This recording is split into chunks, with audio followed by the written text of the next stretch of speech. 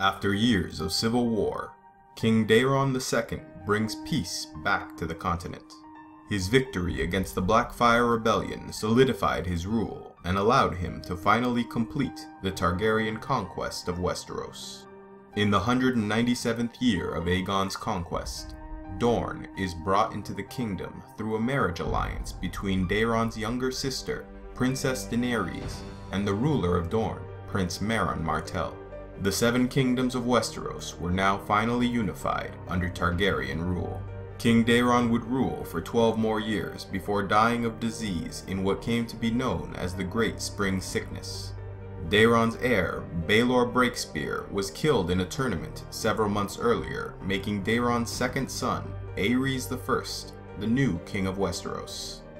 Under Aerys I, Bloodraven, one of the bastard Targaryens who played a key role in defeating the Blackfyre Rebellion, is named Hand of the King.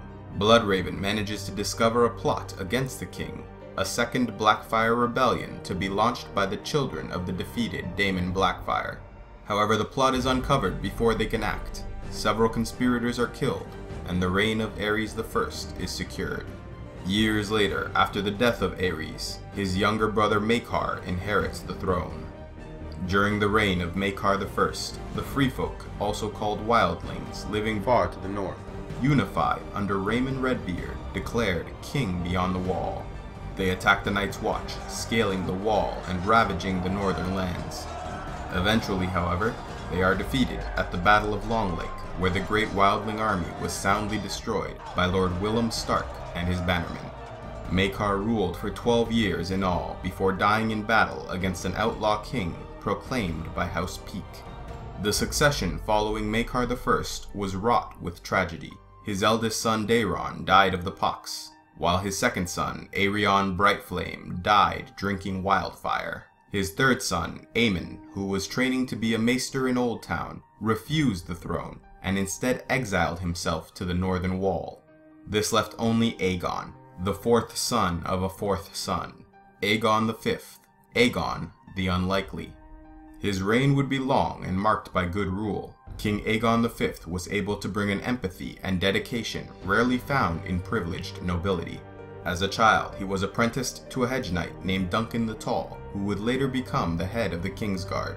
In the years spent as a low hedge knight squire, his identity was kept hidden. Egg, as he was called, was to learn what it was to be a common man, learn their ways, and share their hardships. These experiences made his 26-year reign one of justice and prosperity for the common man. His unorthodox rule, however, including the allowance of his sons to marry for love rather than for political alliances, made him an enemy of the noble class, and many of the great lords of Westeros came to hate him and what he represented. In the 259th year of Aegon's conquest, King Aegon V was eager to end his reign in glory. At the Targaryen summer home of Summerhall, he attempted to hatch the last of their dragon eggs and bring the fiery beasts back into the world. His failure was a tragic one. Summerhall was lit aflame, killing everyone in attendance, including the king, the captain of the Kingsguard, and the heir to the throne, Prince Duncan the Small. Aegon's second son, Jaehaerys II, inherits the throne. However, his reign is short-lived and fraught with troubles. Across the Narrow Sea, on the continent of Essos, Meleys Blackfyre, also known as Meleys the Monstrous, last of the descendants of Daemon Blackfyre, conquers the city of Tyrosh and the Stepstone Islands. He uses these territories as a staging ground for the invasion of Westeros. He forms an alliance known as the Band of Nine and launches the War of the Ninepenny Kings. Sir Barristan Selmy and Brynden Tully, called the Blackfish, led the Targaryen armies against the Blackfyre Pretender, and were victorious, with Barristan Selmy killing Meleys Blackfyre in single combat. After the death of Jaehaerys II, Aerys II takes the throne. King Aerys, who would come to be known as the Mad King, would be the last of the Targaryen rulers of Westeros. In the early years of his reign, House Darklyn rebelled in the defiance of Duskendale. They refuse to pay taxes to the king, and in response, Aerys personally goes to Duskendale to sort out the problem. Rather than negotiate, however, Aerys is taken prisoner and the town is besieged for 6 months. Sir Barristan Selmy manages to rescue the king, and the royal armies utterly destroy House Darkling, placing House Riker as the new lords of Duskendale. It was after the trauma of Duskendale, however, that King Aerys II became the Mad King.